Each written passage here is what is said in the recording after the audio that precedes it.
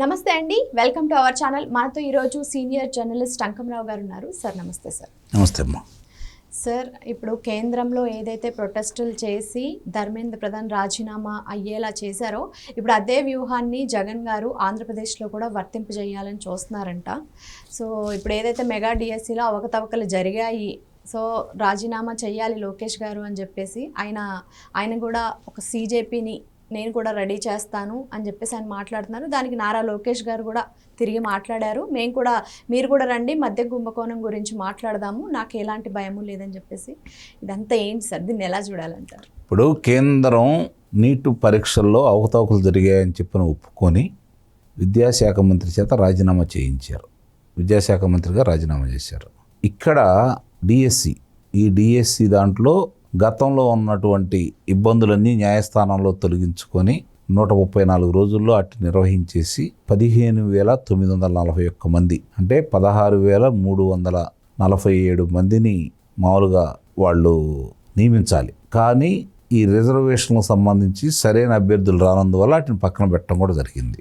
గతంలో కంటే కూడా మామూలుగా ఆటగాళ్ళు ఎవరైతే క్రీడాకారులు ఉంటారు కదా, వాళ్ళ కోటా కింద 50% అదనంగా ఇవ్వటం కూడా జరిగింది. అంటే ఇవన్నీ కూడా అంటే గతంలో నాటి మీద 140 మందిని అధ్యాపకులుగా నియమించారు క్రీడాకారుల తరపు నుంచి.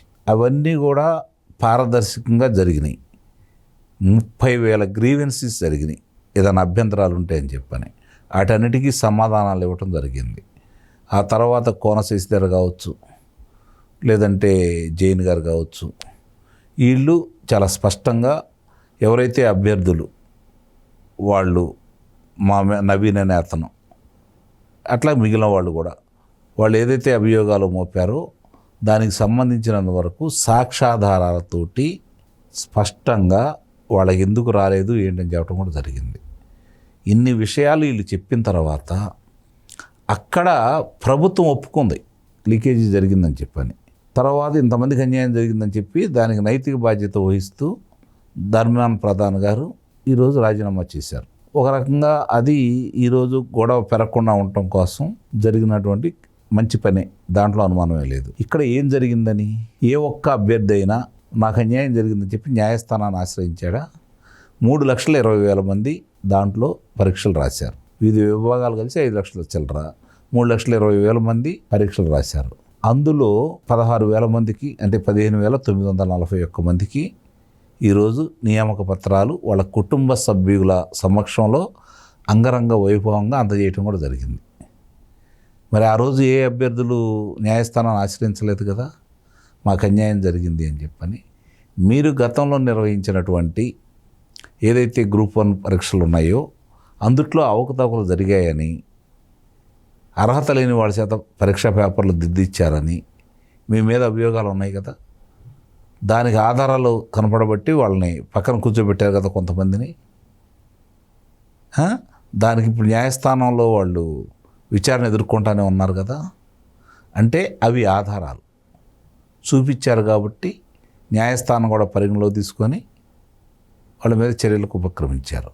మరి మీరు ఎవరైనా ఒకళ్ళన్నా చూపించాలి కదా. ఈ 3,04,000 మంది వాళ్ళు లెక్కేసుకుంటా ఉంటే వాళ్ళ కుటుంబం ఒకరికి ముగ్గురు కాడికి లెక్కేసుకున్నా కూడా 10 లక్షల మంది ఉంటారు కదా. మరి ఈ 10 లక్షల మందిలో కనీసం 1% అంటే 10,000 మంది వచ్చి రోడ్డు ఎక్కాలి కదా. మరి ఎందుకు ఎక్కట్లేదు? అంటే స్పష్టంగా పారదర్శకంగా జరిగిందనే అభిప్రాయం వాళ్ళకు ఉంది కాబట్టి, వాళ్ళు చదువుకున్న వాళ్ళు కాబట్టి, ఇక్కడ గమనించుకోండి, వాళ్ళు ఉన్నత చదువులు చదువుకున్న వాళ్ళు కాబట్టి, చదువు లేని మూర్ఖులు చెప్పే మాట వాళ్ళకి నమ్మకం లేదు కాబట్టి, వాళ్ళకి వాస్తవాలు తెలుసు కాబట్టి, అందుకని ఈరోజు వాళ్ళు వీళ్ళ మాయలో పట్టలేదు.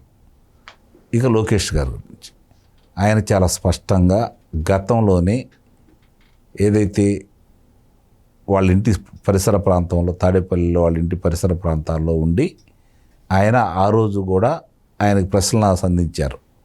నేను ఇక్కడే ఉన్నాను, నీ ఇంటి సమీపంలో ఉన్నాను, దీని గురించి మనం మాట్లాడుకుందాం రా అని చెప్పని. ఇప్పుడు అదే విధంగా మాట్లాడుతూ ఉన్నాడు. సమాధానం చెప్పు. సమాధానం చెప్పి సరే రా చర్చికి నా దగ్గర ఆధారాలు ఉన్నాయని చెప్పిన ఆయనన్న బిలువు, లేదంటే రేపు వర్షాకాల సమావేశాలు జరుగుతాయి నాకు తెలిసి ఆగస్టులో మొదలవుతాయి, దానికి దగ్గరికి వెళ్ళి నువ్వు శాసనసభ్యుడివే కదా, ప్రభుత్వాన్ని నిలది, నీ దగ్గర ఉన్న సాక్ష్యాధారాలు చూపించు, అవి రికార్డెడ్ అవుతాయి కదా, రికార్డులో రాసి ఉంటారు కదా ఇక శాశ్వతంగా. అంటే అక్కడైతే మరి మీరు చెప్పిన ప్రతి మాట కూడా రికార్డుల్లో రికార్డ్ అయ్యి ఉంటుంది కదా, మరి ఆ అవకాశాన్ని వినియోగించుకో. ఎందుకంటే లోకేష్ దగ్గరకు వచ్చి మాట్లాడి సమాధానం చెప్పే ధైర్యం నీకు లేకపోతే, నీ దగ్గర ఆధారాలు లేకపోతే, లేదంటే లోకేష్ అనే వ్యక్తి నీకంటే బాగా మాట్లాడతాడనే భయం కనుక నీకు ఏదైనా ఉంటే రేపు పొద్దున శాసనసభలో మాట్లాడు, శాసన మండలిలో మాట్లాడించు. శాసన మండలిలో వస్తున్నారు మీ వాళ్ళు అడగాల్సిన అడుగుతున్నారు, పారిపోతున్నారు, చర్చకు నిలబట్టలేదు.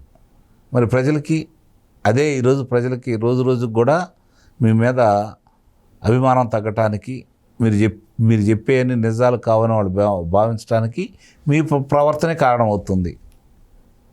ఒక అంశాన్ని సాక్ష్యాధారాలతో సహా ప్రభుత్వాన్ని నిలదీసే అవకాశాన్ని మీరు ఎందుకు ఉపయోగించుకోవట్లేదంటే మీ దగ్గర ఆధారాలు లేవు కాబట్టి అనేది అందరూ భావించాల్సిన పరిస్థితి ఏర్పడుతుంది. Okay, thank you sir.